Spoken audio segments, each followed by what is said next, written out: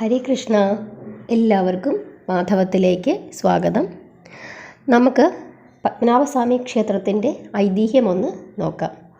ഒരിക്കൽ വില്ലുമംഗലത്ത് സ്വാമിയാരുടെ മുമ്പിൽ മഹാവിഷ്ണു ഒരു ബാലൻ്റെ രൂപത്തിൽ പ്രത്യക്ഷപ്പെട്ടു.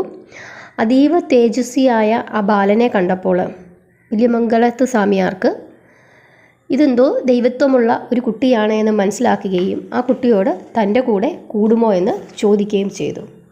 അപ്പോൾ ആ കുട്ടി ചിരിച്ചുകൊണ്ട് പറഞ്ഞു, ഞാൻ വരാം, പക്ഷേ ഒരു കാരണവശാലും എന്നോട് ദേഷ്യപ്പെടരുത്, ദേഷ്യപ്പെട്ട് കഴിഞ്ഞാൽ ഞാൻ തിരിച്ചു പോയി കളയുമെന്ന് പറഞ്ഞു.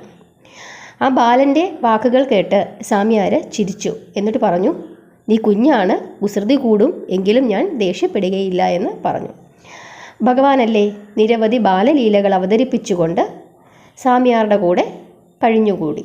പക്ഷേ സ്വാമിയാർ ഒന്നും ദേഷ്യപ്പെട്ടില്ല. ഒരു ദിവസം പൂജാതി കർമ്മങ്ങളിൽ മുഴുകിയിരിക്കുന്ന സ്വാമിയാരുടെ സമീപം ഓടിയെത്തിയ ആ ബാലൻ പെട്ടെന്നുടനെ സാളഗ്രാമത്തിൽ ഒരു സാളഗ്രാമമെടുത്ത് വായിലിട്ടു. പെട്ടെന്ന് സ്വാമിയാർക്ക് ദേഷ്യം വന്നു. പൂജയ്ക്കുള്ള സാളഗ്രാമം വായ്ക്കകത്ത് നിക്ഷേപിക്കുകയോ?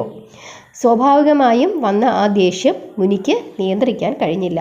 അങ്ങനെ സ്വാമിയാർ പുറം കൈകൊണ്ട് ബാലനെ തട്ടിമാറ്റി. മാത്രമല്ല അവിടുന്ന് പൊയ്ക്കൊള്ളാൻ പറയുകയും ചെയ്തു. ഉടനെ തന്നെ ബാലൻ അപ്രത്യക്ഷനായി. ഉടനെ ഒരു അശരീരി അവിടെ കേട്ടു, 100 ജന്മം കൊണ്ട് ആർജിച്ച പുണ്യത്തിൻ്റെ ഫലമായിട്ടാണ് ഞാൻ താങ്കളുടെ അനുചരനായത്. എന്നോട് അനിഷ്ടം തോന്നിയതിനാൽ ഞാൻ പോവുകയാണ്, അനന്തം കാട്ടിലേക്കാണ് ഞാൻ പോകുന്നത്. ഇനി എന്നെ കാണണമെങ്കിൽ അങ്ങോട്ട് വന്നുകൊള്ളുക എന്ന് പറഞ്ഞു. ഒരു നിമിഷത്തെ തൻ്റെ തെറ്റ് വരുത്തിവെച്ച തീരാ നഷ്ടത്തെ ഓർത്ത് അദ്ദേഹം വിലപിച്ചു. അനന്തം കാട്ടിലേക്കാണല്ലോ പോയത്, അന്വേഷിച്ചിറങ്ങാം. അങ്ങനെ തന്നെ പരിത്യജിച്ചതിൽ ദുഃഖിതനായ സ്വാമിയാർ അനന്തം കാട് തേടി തേടി നടന്നു. സ്വാമിയാരുടെ മനസ്സിൽ അതീവമായ ദുഃഖം നിറഞ്ഞിരിക്കുകയാണ്. കാരണം ഭഗവാനാണ് എന്ന് മനസ്സിലാക്കാതെയാണല്ലോ താൻ ഈ വലിയ ദ്രോഹം ചെയ്തത്. അതുകൊണ്ട് എങ്ങനെയെങ്കിലും മഹാവിഷ്ണുവിനെ ദർശിക്കണമെന്ന ഒരൊറ്റ ലക്ഷ്യം മാത്രമായിരുന്നു അദ്ദേഹത്തിൻ്റെ മനസ്സിൽ. പക്ഷെ അദ്ദേഹത്തിന് ഈ അനന്തംകാട് എവിടെയാണെന്നറിയില്ല. അങ്ങനെ ഇദ്ദേഹം അലഞ്ഞു നടന്ന സമയത്ത് ഒരു ചെറ്റക്കുടലിൽ ശാഠ്യം പിടിച്ച ഒരു കുഞ്ഞിനെ ഭീഷണിപ്പെടുത്തിക്കൊണ്ട് ഒരു സ്ത്രീ പറയുകയാണ്, മതി മതി, ശാഠ്യം പിടിച്ചാൽ ഞാൻ അനന്തം കാട്ടിൽ കൊണ്ടുചെന്ന് വിടും. അപ്പോൾ ഈ ശബ്ദം സ്വാമിയാരുടെ ചെവിയിലെത്തുകയും സ്വാമിയാർക്ക് പെട്ടെന്ന് തന്നെ സന്തോഷം വരികയും ആ സ്ത്രീയോട് എവിടെയാണ് ഈ അനന്തം കാട് എന്ന് ചോദിക്കുകയും ചെയ്തു. അങ്ങനെ ആ സ്ത്രീ വഴി കാണിച്ചു കൊടുത്തു. അങ്ങനെ അദ്ദേഹം ആ സ്ത്രീ പറഞ്ഞ വഴിയെ അനന്തം കാട്ടിൽ എത്തിച്ചേർന്നു. അദ്ദേഹത്തെ ഞെട്ടിച്ചുകൊണ്ട് വേരോടെ ഒരു ഇലിപ്പമരം മുറിഞ്ഞു വീണു. 1000 സൂര്യന്മാർ ഒരുമിച്ച് ഉദിച്ചതുപോലെയുള്ള പ്രഭാപൂരത്തിൽ സ്വാമിയാർ ഭഗവാനെ ദർശിച്ചു. മത്സ്യതീർത്ഥത്തിൽ ശിരോഭാഗവും, ശംഖതീർത്ഥത്തിൽ കൈകളും, ധർമാധർമ്മ തീർത്ഥത്തിൽ കാലുകളുമായി ആദിശേഷനിൽ ശയിക്കുന്ന മഹാവിഷ്ണുവിനെ സ്വാമിയാർ കൺകുളിർക്കെ കണ്ടു. വായിൽ മണ്ണ് വാരിയിട്ട് ശ്രീകൃഷ്ണൻ യശോദാമാതാവിന് പ്രപഞ്ചം മുഴുവൻ എങ്ങനെയാണോ ദർശനം നൽകിയത്, അതുപോലെ വായിൽ സാളഗ്രാമമിട്ട ബാലരൂപനായ ഭഗവാൻ തൻ്റെ വിശ്വരൂപം സ്വാമിയാർക്ക് മുന്നിൽ ദർശനമാക്കി. ഒരു ഭക്തന് ഇതിൽ പരം മറ്റെന്ത് സായുജ്യമാണ് ലഭിക്കാനുള്ളത്? എങ്കിലും സ്വാമിയാർക്ക് വലിയ സങ്കടം തോന്നി. ഭഗവാനെ പ്രദക്ഷിണം വെച്ച് നമസ്കരിക്കണം. ഇത്രയും വിശാലമായ രൂപത്തെ എങ്ങനെയാണ് വലം വെക്കുന്നത്? മുനിയുടെ വേദന മനസ്സിലാക്കിയ ഭഗവാൻ പറഞ്ഞു, നീ എന്നെ കാണാൻ ആഗ്രഹിക്കുന്ന പരിമാണത്തിൽ ഞാൻ ദർശനം തരാം. അങ്ങനെ തൻ്റെ യോഗദണ്ഡ് പരിമാണത്തിൻ്റെ അളവുകോലാക്കി അതിൻ്റെ 3 ഇരട്ടി വലിപ്പത്തിൽ ദർശനം നൽകാൻ സ്വാമിയാർ അഭ്യർത്ഥിച്ചു. മഹാവിഷ്ണു മുനിയുടെ അഭ്യർത്ഥനയ്ക്ക് വഴങ്ങി. ശ്രീപത്മനാഭൻ 18 അടി നീളത്തിൽ അനന്തശായിയായി ദർശനം നൽകി. അടുത്ത നിമിഷം നൈവേദ്യത്തെക്കുറിച്ചായി സ്വാമിയാരുടെ ചിന്ത. കയ്യിലൊന്നുമില്ല, എന്തു ചെയ്യും? അങ്ങനെ വിഷമിച്ച് ചുറ്റും കണ്ണോടിച്ചപ്പോൾ മാവിൽ പച്ച മാങ്ങകൾ കണ്ടു. സ്വാമിയാർ അത് പറിച്ച് ശ്രീപത്മനാഭന് ചിരട്ടയിൽ നൈവേദ്യം ചെയ്തു. ഇന്നും ശ്രീപത്മനാഭസ്വാമി ക്ഷേത്രത്തിൽ സ്വർണ്ണ ചിരട്ടയിൽ വെച്ച ഉപ്പുമാങ്ങ പ്രധാന നൈവേദ്യമാണ്.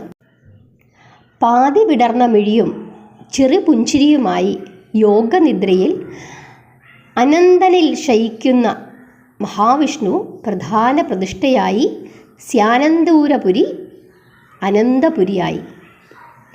തിരുവിതാംകൂർ രാജകുടുംബാംഗങ്ങളുടെ മുൻഗാമിയായ ചേര രാജാവാണ് അമ്പലം പണിതതും അത് പരിപാലിച്ചതും പിന്നീട് അത് പാരമ്പര്യമായി തുടർന്ന് പോന്നതും. 1686 അഗ്നിബാധയിൽ അമ്പലത്തിൻ്റെ നല്ലൊരു ഭാഗം കത്തിയമർന്നു. ഏറെക്കാലം തുടർന്ന ദുസ്ഥിതിക്ക് വിരാമമിട്ടത് അനിഴം തിരുനാൾ മാർത്താണ്ഡവർമ്മ ആയിരുന്നു. ഇത് പറഞ്ഞത് ശ്രീപത്മനാഭസ്വാമി ക്ഷേത്രത്തിൽ വന്ന് തൊഴുമ്പോൾ കഴിഞ്ഞ ദിവസം ഞാനൊരു വീഡിയോ ഇട്ടിരുന്നു. അതിനോട് ചേർന്നിട്ടുള്ള മറ്റ് പല പ്രധാനപ്പെട്ട ക്ഷേത്രങ്ങളെപ്പറ്റി. അപ്പോൾ നമ്മൾ പടിഞ്ഞാറേ വാതിൽ, പത്മനാഭസ്വാമിയുടെ പടിഞ്ഞാറേ വാതിൽ ഇറങ്ങി തൊട്ട് വടക്ക് ഭാഗത്തായിട്ടാണ് അനന്തങ്കാട്. ഇപ്പോഴും അവിടെ വലിയ നാഗപ്രതിഷ്ഠയും പൂജകളും വഴിപാടുകളുമൊക്കെ ധാരാളമായി നടക്കുന്നുണ്ട്. പത്മനാഭസ്വാമി ക്ഷേത്രത്തിൽ വരുന്ന എല്ലാവരും തന്നെ പടിഞ്ഞാറേ വാതിലിറങ്ങി തൊട്ട് വടക്കു ഭാഗത്ത് തന്നെയുള്ള ഈ അനന്തങ്കാട് ദർശനവും കൂടി ചെയ്യേണ്ടതാണ്. കാരണം ശ്രീപത്മനാഭസ്വാമിയെ ആദ്യം കണ്ടത് അവിടെ വെച്ചാണ്. ഒരുപാട് വഴിപാടുകൾ ഒക്കെ അവിടെ നടത്തുന്നുണ്ട്. രാഹുർ ദോഷത്തിനും സർപ്പദോഷത്തിനും അതുപോലെ തന്നെ കാളസർപ്പദോഷം, അങ്ങനെയുള്ള ഭൂമി സംബന്ധമായ ദോഷങ്ങൾ, ഇതുപോലുള്ള ദോഷങ്ങളൊക്കെ മാറുന്നതിന് അവിടെ ചോദിച്ചാൽ അതിനുള്ള പരിഹാര മാർഗങ്ങളൊക്കെ പറഞ്ഞു തരും. എല്ലാ ആയില്യത്തിനുമൊക്കെ വലിയ വിശേഷമുള്ള പൂജകളൊക്കെ നടത്തുന്നുണ്ട്. അതുകൊണ്ട് തന്നെ ശ്രീപത്മനാഭസ്വാമി ക്ഷേത്ര ദർശനത്തിന് വരുന്ന എല്ലാവരും തന്നെ ഈ അനന്തങ്കാട് ദർശനവും കൂടി ചെയ്യേണ്ടതാണ്. ഭഗവാന്റെ ഐതിഹ്യ കഥയൊക്കെ എല്ലാവർക്കും മനസ്സിലായെന്ന് വിചാരിക്കുന്നു. ശ്രീപത്മനാഭസ്വാമി ക്ഷേത്രത്തെ പറ്റി 1000 വീഡിയോ ചെയ്താലും അതിലെ ഓരോ കാര്യവും പറഞ്ഞു തീരില്ല. പറയാനൊട്ട് നമുക്ക് വ്യക്തമായി അറിയാനും പറ്റില്ല. കാരണം എത്ര അറിഞ്ഞാലും അറിയാത്ത ഒരുപാട് കാര്യങ്ങളാണ് ഇന്നും ഉള്ളത്. ഒരുപാട് പഴയ രേഖകൾ പുരാവസ്തു ഗവേഷകർ പരിശോധിച്ച് തീർന്നിട്ട് പോലുമില്ല. തീരാത്തതാണ് അധികവുമുള്ളത് മതിലകം രേഖകളൊക്കെ. അതുകൊണ്ട് തന്നെ എല്ലാവരും, ഇത് കേൾക്കുന്ന എല്ലാവരും ജീവിതത്തിൽ ഒരിക്കലെങ്കിലും വന്ന് തൊഴേണ്ടുന്ന ഒരു ക്ഷേത്രമാണ് ശ്രീപത്മനാഭസ്വാമി ക്ഷേത്രം. ഭഗവാനെ നമുക്ക് ഒറ്റ രൂപത്തിൽ കാണാൻ പറ്റില്ല. 3 വാതിലുകളിൽ കൂടി മാത്രമേ ഭഗവാനെ കാണാൻ കഴിയുകയുള്ളൂ. കാരണം 18 അടി നീളത്തിലുള്ള ഒരു ഭഗവാന്റെ അനന്തശായിയായ പ്രതിഷ്ഠയാണ് അവിടെയുള്ളത്. സാളഗ്രാമത്തിലാണ്. കടുശർക്കര യോഗമാണ്. അതൊക്കെ ഒരുപാട് വീഡിയോകളിലൊക്കെ തിരുവിതാംകൂറിലെ തമ്പുരാട്ടിമാരൊക്കെ വിശദീകരിച്ച് തന്നിട്ടുണ്ട്. നമുക്കൊന്നും അത് പറയാൻ പോലും അറിയില്ല. കാരണം അത്ഭുതത്തോടു കൂടി മാത്രമേ ആ ക്ഷേത്രത്തിലെ ഓരോ കൽത്തൂണിന് മുമ്പിലും നമുക്ക് നിൽക്കാനായിട്ട് പറ്റുകയുള്ളൂ. എങ്ങനെയാണത് വർണ്ണിക്കേണ്ടത്, എങ്ങനെയാണത് പറഞ്ഞു തരേണ്ടത് എന്ന് പോലും എനിക്കറിയില്ല. ഈ പറഞ്ഞതൊക്കെ ശരിയാണോ എന്ന് പോലും എനിക്കറിയില്ല. കാരണം അത് പറയുമ്പോൾ തന്നെ നമ്മുടെ കൈകാലുകൾ വിറയ്ക്കുകയാണ്. അത്രത്തോളം മഹത്തരമായ ഒരു ക്ഷേത്രമാണ് ശ്രീപത്മനാഭസ്വാമി ക്ഷേത്രം. അതുകൊണ്ട് എങ്ങനെയെങ്കിലും ഒന്ന് എത്തിപ്പെടാൻ പറ്റുന്നെങ്കിൽ നമ്മുടെ ജീവിതത്തിൽ, നമ്മുടെ ജന്മത്തിൽ ഒരിക്കലെങ്കിലും വന്ന് പൊന്നു പെരുമാളിനെ തൊഴുത് പ്രാർത്ഥിക്കണം. അക്കൂട്ടത്തിൽ ഈ ചുറ്റുപാടുമുള്ള ക്ഷേത്രങ്ങളിലൊക്കെ കൂടി ഒന്ന് പോകാനായിട്ട് ശ്രദ്ധിക്കുക. അനന്തംകാട്ടിലൊക്കെ ചെന്ന് നിന്ന് തൊഴുമ്പോൾ തന്നെ നമുക്കുണ്ടാകുന്ന ഒരു അനുഭവം എന്ന് പറയുന്നത് നിങ്ങളോട് പറഞ്ഞ് മനസ്സിലാക്കി തരാനൊന്നും എനിക്കറിയില്ല. അത്രത്തോളം പ്രത്യേകതകളും അത്രത്തോളം അത്ഭുതങ്ങളും ഒളിപ്പിച്ച് വെച്ചിരിക്കുന്നതാണ് അവിടുത്തെ ഓരോ മൺതരികളും. ഈ ചുറ്റുപാടുമുള്ള ക്ഷേത്രങ്ങൾ, അതായത് ശ്രീകണ്ഠേശ്വരം ക്ഷേത്രം, ലക്ഷ്മി വരാഹമൂർത്തി ക്ഷേത്രം, അതുപോലെ തന്നെ പഴവങ്ങാടി ക്ഷേത്രം, ഇതിനെയൊക്കെ എങ്ങനെയാണ് നമ്മൾ മനുഷ്യവാക്കുകൾ കൊണ്ട് വർണ്ണിക്കാൻ കഴിയുന്നത് എന്ന് എനിക്കറിയില്ല.